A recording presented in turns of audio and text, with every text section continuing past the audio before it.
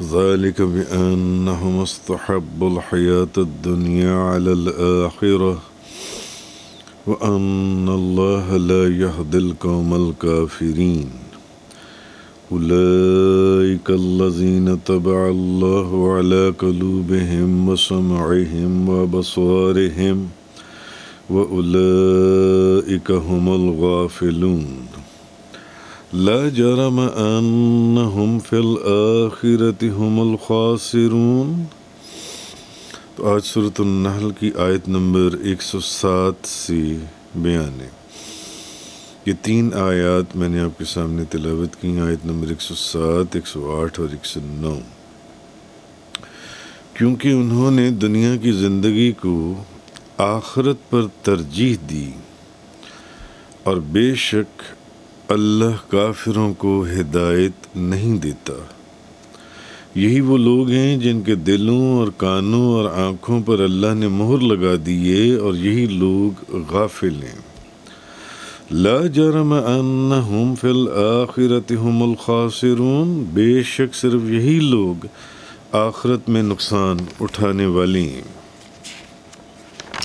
تو آیت نمبر 107 سے 109 تک کا بیان ہے۔ یعنی جو لوگ دل کھول کر کافر ہوں، ان کے لیے اللہ کے غضب اور بڑے عذاب کی وعید، اس کا ایک سبب یہ ہے کہ انہوں نے آخرت کی بجائے دنیا کی زندگی کو پسند کر لیا، اور دنیا کی محبت ان کے کفر کی وجہ بنی، کہ دنیا کی محبت کی وجہ سے وہ کفر کے اندر گر گئے۔ اور دوسری وجہ یہ کہ اللہ تعالیٰ ایسے کافروں کو ہدایت نہیں دیتا جو سمجھ بوجھ کے باوجود بھی اپنے کفر کے اوپر ڈٹے رہیں۔ تو وہ اولئک الذین، یعنی یہی وہ لوگ ہیں جن کے دلوں، کانوں، آنکھوں پر اللہ تعالیٰ نے مہر لگا دی ہے، نہ وہ غور و فکر کرتے ہیں، اور نہ وہ سیدھے راستے کو دیکھ پاتے ہیں، نہ وہ ہدایت کے راستے کو دیکھ سکتے ہیں، نہ وہ کسی واعظ کے اوپر توجہ کرتے ہیں، نہ کسی نصیحت کے اوپر توجہ کرتے ہیں، اور یہی غفلت کی انتہا کو پہنچے ہوئے ہیں کہ اپنی عاقبت اور اپنے انجام کے بارے میں بھی نہیں سوچتے۔ تو حقیقت میں یہ لوگ وہ ہیں جو آخرت میں برباد ہونے والے ہیں، اور ان کے لیے جہنم کا دائمی عذاب ہے۔ تو یہ آیت نمبر 107، 8، 9 کے اندر یہ چیز فرمائی گئی۔ تو معلوم ہوا کہ سب سے بڑی بدقسمتی یا بد نصیبی دل کی غفلت ہے، اور سب سے بڑی خوش نصیبی دل کی بیداری ہے۔ وہ خوش نصیب انسان ہے جس کا دل بیدار ہے، اور وہ بد نصیب انسان ہے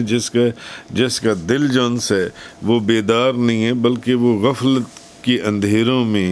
وہ گرا ہوا جونس ہے۔ تو اصل چیز یہ ہے کہ پچھلی آیت جو پہلے بیان ہوئی تھی کل کے درس میں، کہ جس میں اللہ تعالیٰ نے فرمایا تھا کہ جو لوگ ایمان لانے کے بعد کھلے دل کے ساتھ کفر کریں تو ان پر اللہ کا غضب ہے، اور ان کے لیے بڑا سخت عذاب ہے۔ اب اس آیت میں، ان آیات میں یہ چیز بتائی گئی ہے کہ جن لوگوں نے ایمان لانے کے بعد کھلے دل سے کفر کیا، یعنی اپوسٹسی، ارتداد، یا وہ مرتد ہو گئے، ان کا یہ جو مرتد ہو جانا ہے یہ اس وجہ سے تھا کہ انہوں نے دنیا کی زندگی کو انہوں نے ترجیح دی ہے آخرت کی زندگی کے اوپر۔ تو اللہ کو تو ازل میں یہ علم تھا کہ یہ لوگ اپنے اختیار سے اور اپنی مرضی سے دنیا کو آخرت پر ترجیح دیں گے، اور ایمان لانے کے بعد یہ دوبارہ یہ دل سے کفر کریں گے، تو اس لیے اللہ تعالیٰ نے ان کے لیے ہدایت پیدا ہی نہیں کی، اور ان کے ارتداد کی وجہ سے اللہ نے ان کے دلوں پر، ان کے کانوں پر، ان کی آنکھوں پر مہر لگا دی۔ یعنی اب وہ لوگ اللہ کے نزدیک ایمان لانے اور ہدایت کے قابل ہی نہیں ہیں، وہ لوگ جو ان سے اب اگر سپوز کہ وہ ایمان لانا بھی چاہیں تو ان کو ایمان نصیب نہیں ہوگا۔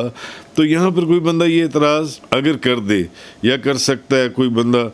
کہ جب اللہ نے ان کو ہدایت نہیں دی اور ان کے دلوں اور کانوں اور آنکھوں پر مہر لگا دی، تو پھر ایمان نہ لانے میں ان کا کیا قصور؟ ان کے تو دلوں پر بھی، ان کے تو کانوں پر بھی، اور ان کی تو آنکھوں پر بھی اللہ نے مہر لگا دی ہے، تو اب اگر وہ ایمان نہیں لاتے تو ان کا کیا قصور ہے؟ تو جواب یہ ہے کہ اللہ نے ان کو ہدایت دی تھی۔ اس کا ذکر پچھلے بھی کل پرسوں کے درس میں گزرا تھا کہ اللہ ہدایت دیتا ہے، ہاں وہ ہدایت قبول نہ کریں تو ایک علیحدہ بات ہے۔ اللہ نے تو ان کو ہدایت دی تھی، ان کی ہدایت کے لیے رسول بھیجے، پھر ان رسولوں کے ہاتھوں کے اوپر ان کو سینکڑوں معجزات دکھائے گئے، پھر اللہ نے قرآن نازل کیا، لیکن انہوں نے اپنے اختیار سے گمراہی کو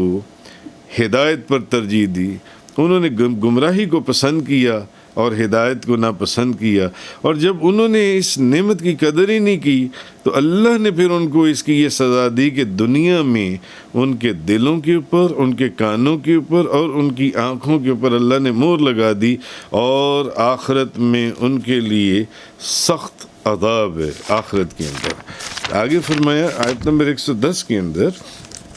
ثم ان ربك للذين هاجروا من بعد ما فتنوا ثم جاهدوا وصبروا ان ربك من بعدها لغفور رحیم۔ پھر بے شک آپ کا رب ان لوگوں کے لیے جنہوں نے آزمائشوں میں مبتلا ہونے کے بعد ہجرت کی اور پھر جہاد کیا اور پھر صبر کیا، بے شک آپ کا رب ان آزمائشوں کے بعد ضرور بخشنے والا اور بہت رحم فرمانے والا ہے۔ یعنی محبوب، بے شک وہ لوگ جنہوں نے ہجرت سے پہلے، جنہیں ہجرت سے پہلے ان کے دین کے بارے میں مشرکین کی طرف سے اذیتیں دی گئیں، محبوب وہ لوگ ابھی تو انہوں نے ہجرت کی نہیں، ہجرت سے پہلے جن کو تکلیفیں دی گئیں، اذیتیں دی گئیں، اس کے بعد انہوں نے ہجرت بھی کی اور اپنے شہر کو، گھر کو، خاندان کو چھوڑ کر اور مدینہ طیبہ منتقل ہو گئے، اور پھر صرف پہلے تکلیفیں دی گئیں، پھر انہوں نے ہجرت کی، اور پھر انہوں نے اپنے ہاتھوں، تلواروں اور زبانوں کے ساتھ مشرکین اور اللہ کے دشمنوں اور ان کے جھوٹے معبودوں کے خلاف جہاد کیا اور جہاد کرنے پر صبر کیا، تو بے شک یہی وہ لوگ ہیں جو بخشش کے مستحق ہیں۔ اس لیے اللہ کی اس آزمائش کے بعد اللہ تعالیٰ ان کو اس آزمائش کے بعد انہیں ضرور بخشنے والا اور بہت مہربان ہے۔ ثم ان ربک للذین ہاجروا من بعد ما فتنوا ثم جاہدوا وصبروا ان ربک من بعدها لغفور الرحیم۔ یعنی جن لوگوں نے تکلیفیں اور آزمائشیں سہنے کے بعد ہجرت بھی کی، جہاد بھی کیا، صبر بھی کیا، اور پھر تلواروں سے لڑے بھی، اور پھر تکلیفیں بھی اٹھائیں، جہاد بھی کیا، یہی وہ لوگ ہیں جن کو بخشا جائے گا اور جن پر رحم فرمایا جائے گا۔ لہٰذا پچھلی آیت میں اللہ تعالیٰ نے ان لوگوں کا حال اور ان کا حکم بیان فرمایا جنہوں نے ایمان لانے کے بعد، جنہوں نے دوبارہ سے کفر کیا جن سے، اور انہوں نے دل سے کفر کیا، وہ مرتد ہو گئے جن سے، اور جن لوگوں نے صرف جان بچانے کے لیے زبانی طور سے کفر کیا تھا لیکن ان کا دل اسلام پر مطمئن تھا، ان کا حکم اب بیان فرمایا جا رہا ہے کہ یہ وہ لوگ ہیں جو فتنے میں مبتلا ہوئے، پھر انہوں نے ہجرت کی اور صبر کیا، اور ان سے صرف زبانی طور پر جو کفر جو ان کی زبان سے صرف زبانی طور پر، جبکہ دل ان کے مطمئن تھے اسلام کے اوپر، صرف زبان کی حد تک ان کی زبان سے جو کفر ظاہر ہوا، اللہ تعالیٰ اس کو بخشنے والا اور مہربان ہے۔ تفسیر قرآن کا یہ لیکچر انگلش میں سننے کے لیے براہ کرم ڈسکرپشن میں موجود لنک پر کلک کریں۔